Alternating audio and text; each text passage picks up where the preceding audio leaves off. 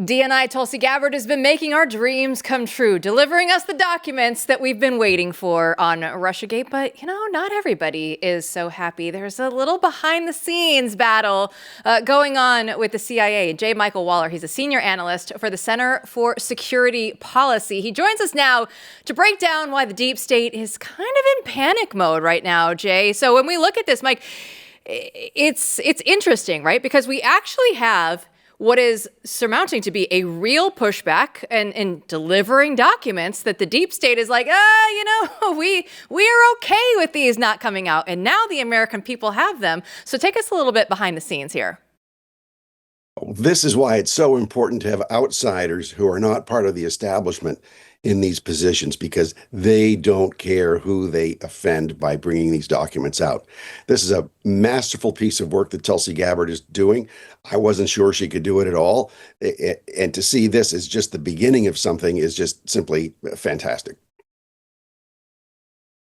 Yeah, so I go back and forth on this the last 6 months. And I'm just going to say it on air. We're just having a free-for-all today here with Steve.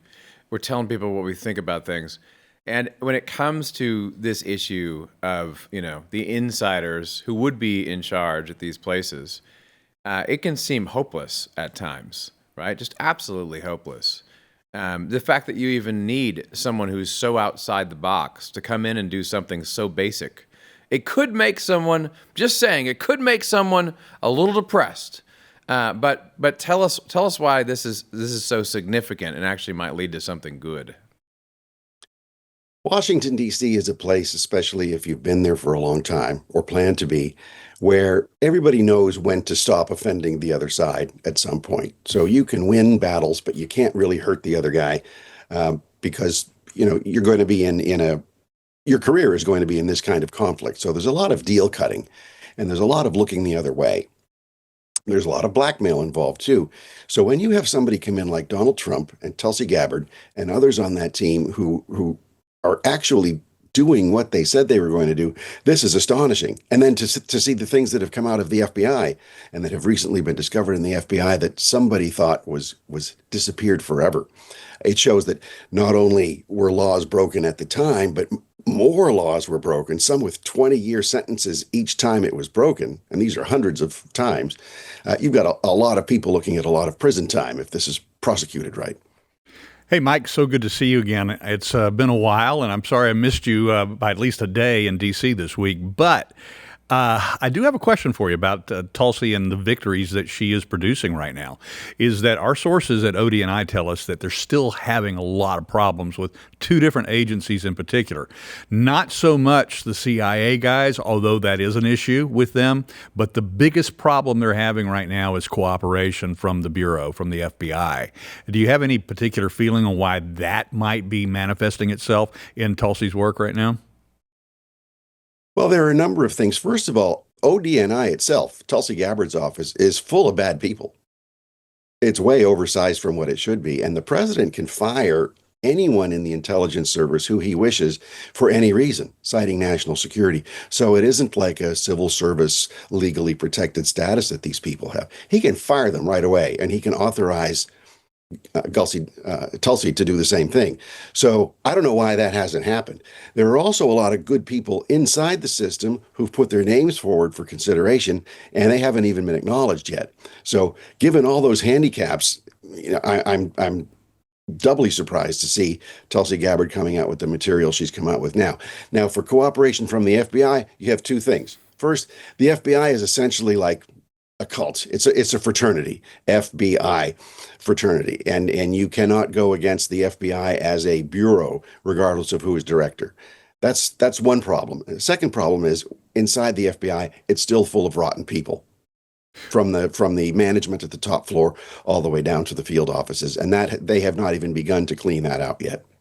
We did actually see a couple of firings today. As a matter of fact, the warlord, the J6 warlord, Steve Jensen, was finally fired. And of course, people may remember that a few months ago, when he was promoted from the special agent in charge at the Columbia field office to the assistant director in charge at the Washington field office, this set out a firestorm. It was the first big public relations faux pas, that's really understating it, that the FBI made, that Kash Patel and his administration made when they elevated this guy who had been on the front line, the very guy that was in charge of prosecuting so many of these, accidental tourists and grandmothers that you and I saw go into the Capitol on January 6th.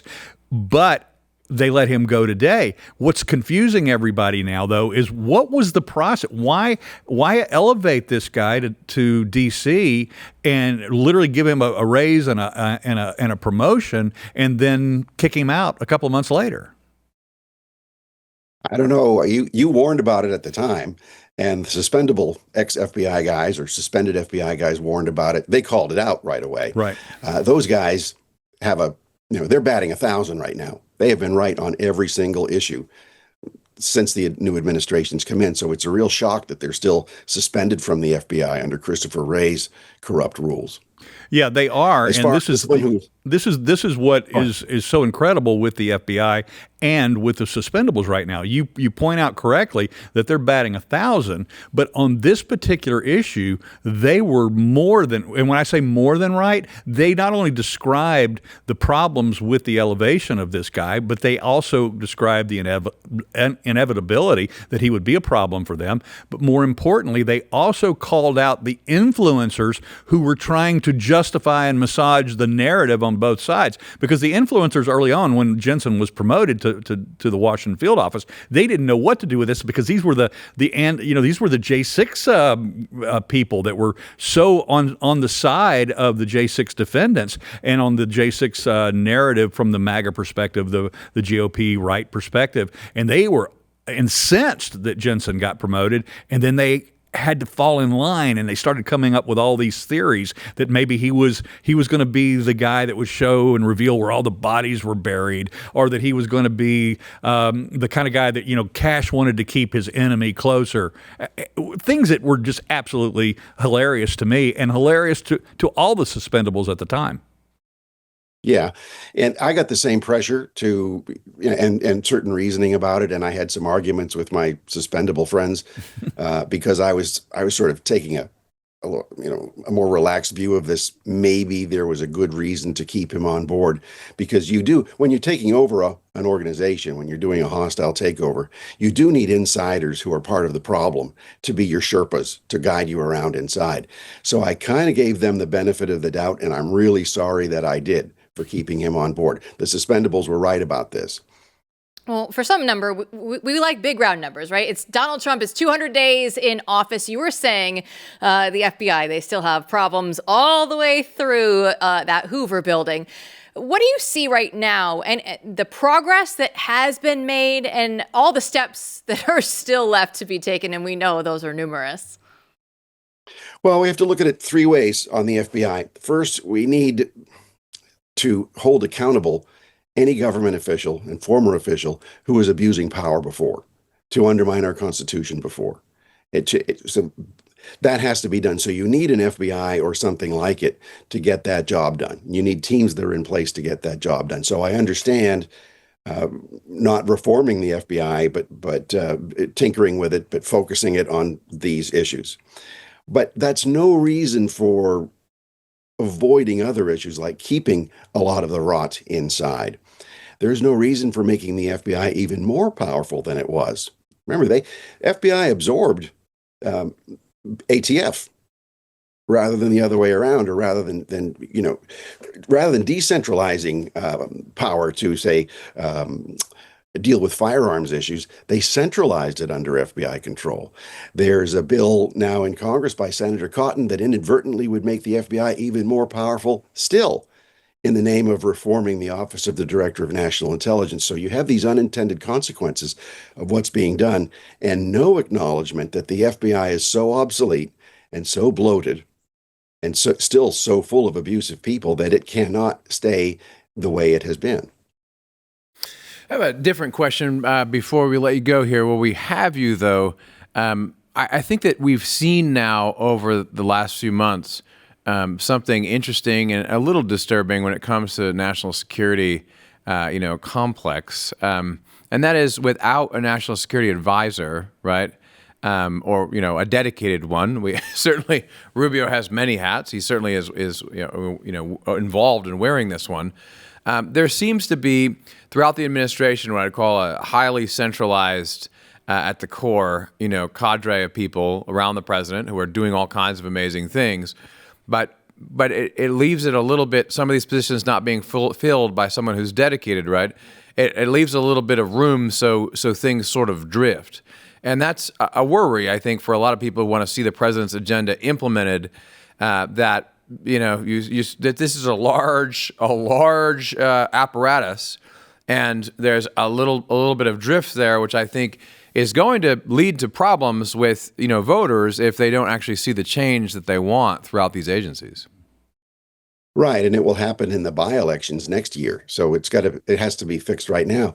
Thing is, Marco Rubio is a terrific Secretary of State if he could only be Secretary of State and not be acting national security advisor. And it's not just to give advice to the president, it's to reorganize the whole machinery of the National Security Council while he's reorganizing and reducing the entire State Department and developing new ways of developing a foreign policy, kind of the way John Quincy Adams did under President Monroe 2 centuries ago.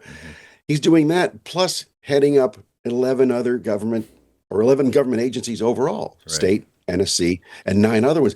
He's spread so thin that you have the careerists and a lot of holdovers and a lot of weak political appointed people who are either making decisions or not making decisions. So while they're not making decisions, the Chinese are. Putin is. The jihadists are. So you have this either paralysis inside the machine in some cases, or the continued Biden policies in other places, the way we just saw right. The U.S. literally handed over our hemispheric security organization to a communist Chinese proxy. So this is a real danger when you have really great people like Rubio who are spread so thin they can't focus on their main tasks. Yeah, and just to be clear, Rubio's doing an incredible job. He has incredible people. But with that gap there in a lot of these roles, we gotta fill that in some way and shine a light on what's going on there. J. Michael Waller, we always love picking your brain. I absolutely love it. And the book, Big Intel, I'm still working my way through it. It is fascinating to get through. If you like this segment, go pick up the book. It is great. And it will give you a ton of information that I had no clue that you had so many different adventures early on in your life. I can't wait to meet up with you back in D.C. Thanks so much for your time. We'll see you. Thank you.